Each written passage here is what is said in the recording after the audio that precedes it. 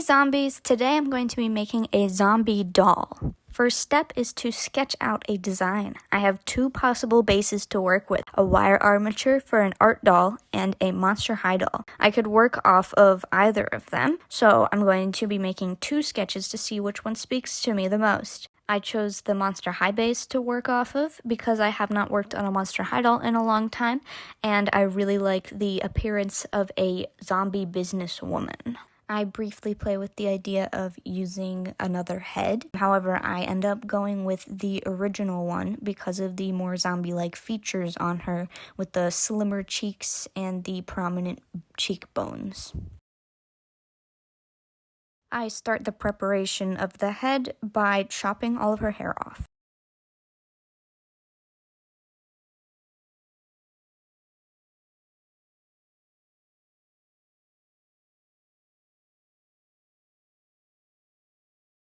Here I've started to use my pliers and various other tools to scrape away at all of the excess hair plugs left over in the head.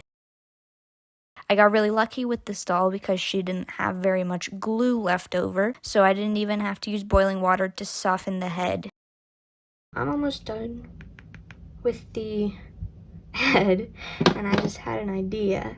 I really want to sculpt the brain right now, so I might change the design just a little bit and cut a hole out of her head right here. And that just kind of like negates everything that I just did with the hair, but you know what, whatever, it's good practice, you know? And here's me doing just that. I don't even know if I want it to be a circle. Do I want it to be a circle? Yeah, I do. I want it to be kind of cartoony.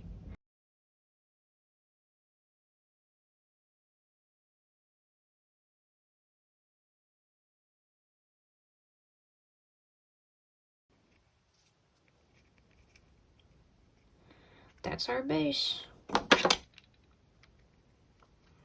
I couldn't wait to get started on the brain, so I begin with aluminum foil as the base for the clay so I don't have to use as much, and so it bakes more evenly. Then I begin filling out the brain with more clay.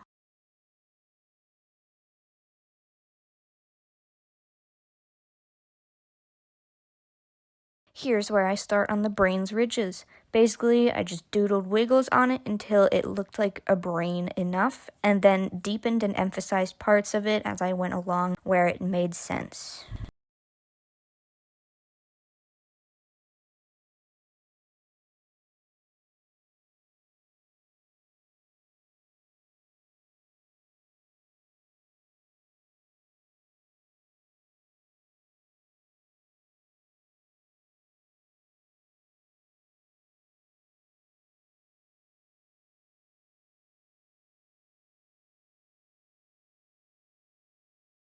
Now onto my favorite part, the painting. I don't use any sealants on the doll because one, I'm just using acrylic paints, and as long as the plastic is clean, it'll stay on just fine. And two, she's a zombie. If she gets a bit messy, whatever, that's the fun part. I start off the repaint by covering up the old Sharpie markings on her face that I made as a kid with some red blood or peeling skin-like markings.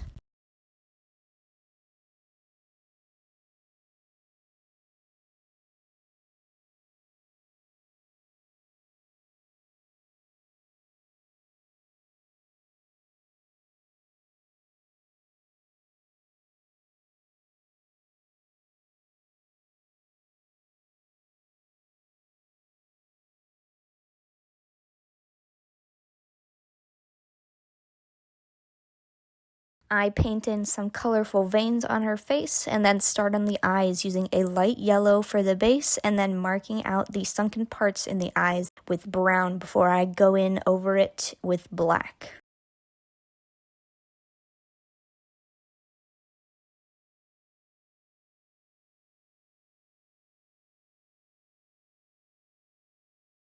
Alright, I left for a little bit so that I could bake this.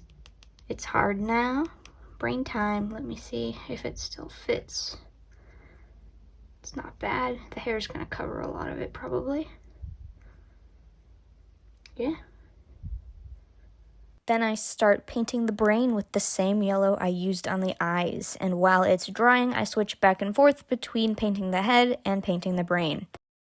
Now we can enjoy some peaceful brain painting.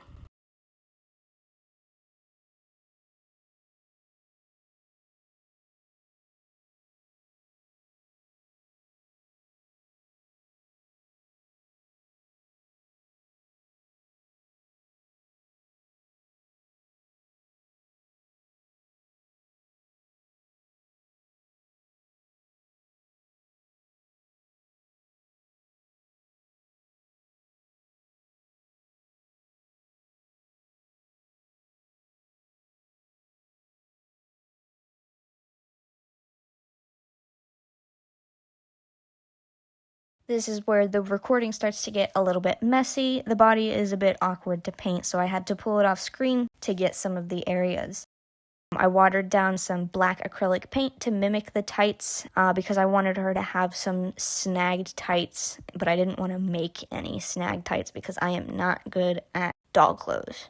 And of course, I gotta mess up her hands a little bit from her possibly grabbing entrails.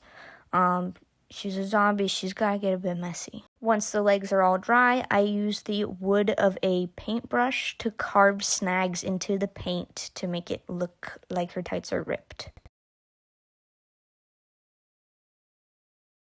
Then I go in and dirty her up a little bit with a watered down, like brown red color.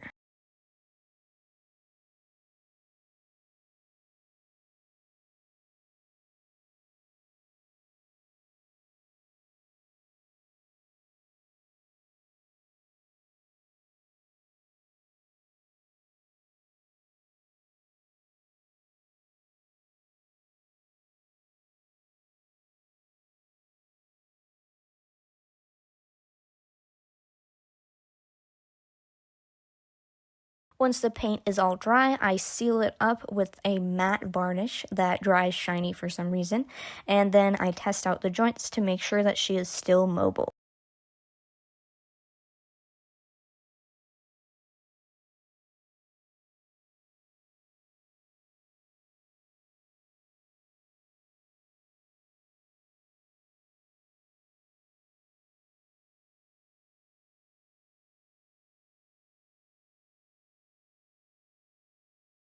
Now onto the hair.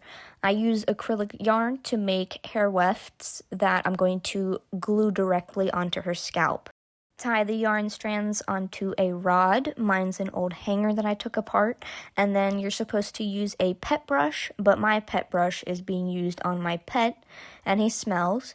So I just use a comb, which is likely why there is so much fallout. So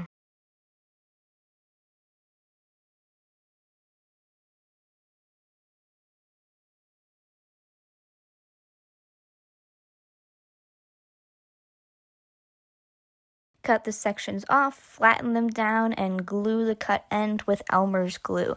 My glue was fighting with me the whole time, so that's why it looks like I'm struggling.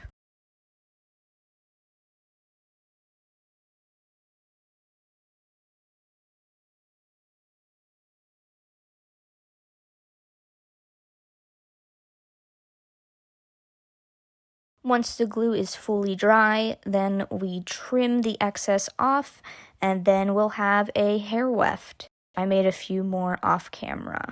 Then I glue all of the wefts onto the scalp of the doll, first facing upwards around the hole for her brain, so that whenever she's fully covered in hair, then it'll go down and there won't be such a harsh line on the doll's head. At this point, I realized it would be much easier to finish the hair if her head was attached to her body. So I use a blow dryer to heat up the neck hole to make it easier to pop back onto the body without the paint or glue cracking.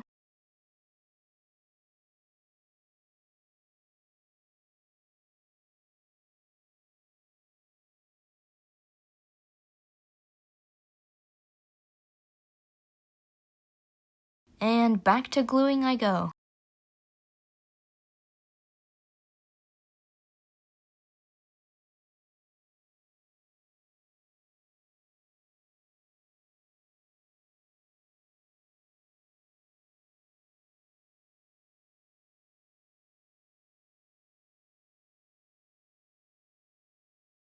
I finish up gluing the wefts, but the hair is a little bit bland, so I decide to add in some white strands.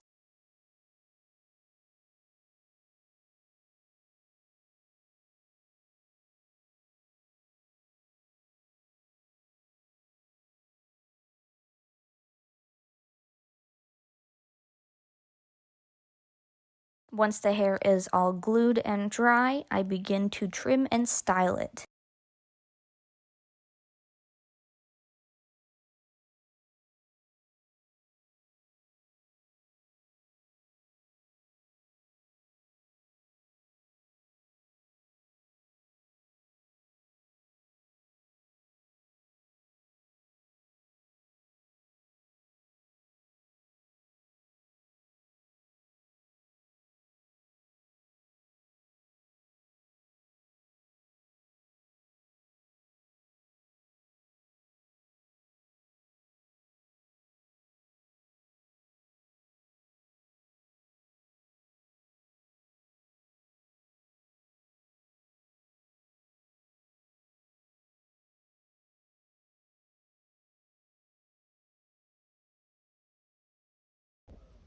So I've determined that I'm just gonna leave the brain detachable because, I mean, you can flip her upside down, it doesn't come out.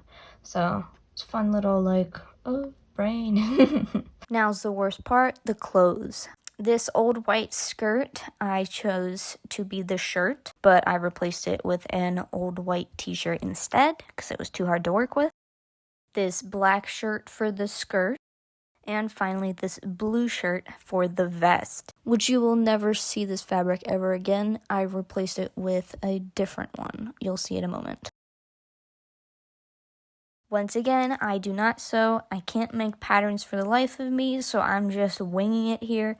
And yes, I use hot glue as thread.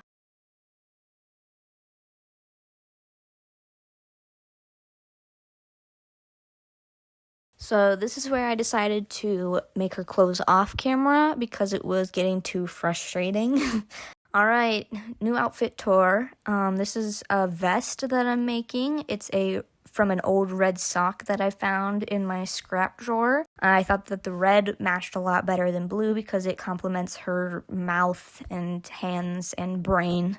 It really pops. Now, these clothes are much too pristine, wouldn't you agree? Let's dirty them up a little bit with a wash of various gross-looking paint colors. I wanted to add some accessories to her, but nothing I had really said zombie. I have mostly glitter and flowers and googly eyes.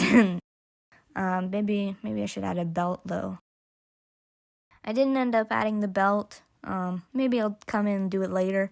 Anyway, here's my zombie. I'm going to name her Zoe because of the final lessons. The Zoe Zombie lessons, or, you know. Yeah, and I thought that was a cute name for a zombie. I hope you liked her. Here's more pictures of her. Thanks. Bye.